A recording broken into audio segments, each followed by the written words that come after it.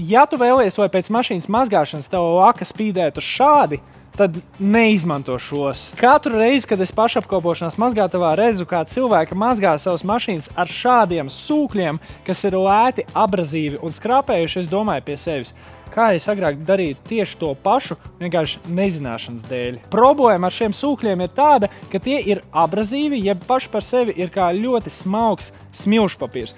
Un tā kā tie ir plakani bez izteikti lielām porām, tad netīrumiem vienkārši nav kur sprukt. Tas smilšu graudiņš, kas tev patrāpīsies mazgāšanas procesā, vienkārši izskrāpēs visu laku. Jau pēc pirmās reizes atstās nesmukas un apaļas švīkas pa visu virsbūvu, ko tagad vasarā saulītē vienkārši nevar nepamanīt. Kā arī eļļainos netīrums, to ar šo sūku tīrīs 3 reizes ilgāk nekā ar speciāli piemērotu risinājumu, kas būs drošs kontaktmazgāšanai. Tāpēc izmanto šo. Šis ir plēšs mikrošķiedru mazgāšanas cimds, ļoti pufīgs, biezs un saudzīgs ar garām šķiedrām. Neatstās uz tavu auto skrāpējums. Tas atšķirībā no sūkļa uzņems visus abrazīvos netīrumus dziļāk iekšā šķiedrās un rezultātā tu mazgāsi tikai ar šķiedru tīro augšējo daļu. Atšķirībā no sūkļa, kas ir vienkārši viss plakans bez porām, ja kaut kas patrāpās, tu vienkārši kā ar smilšpapīru izsmērē visu. Kad mazgāšana ir pabeigta, tad droši ej pāri ar plēšu žāvēšanas vieli, kas ļoti viegli un bez skrāpējumiem uzsūks visu atlikušo mitrumu.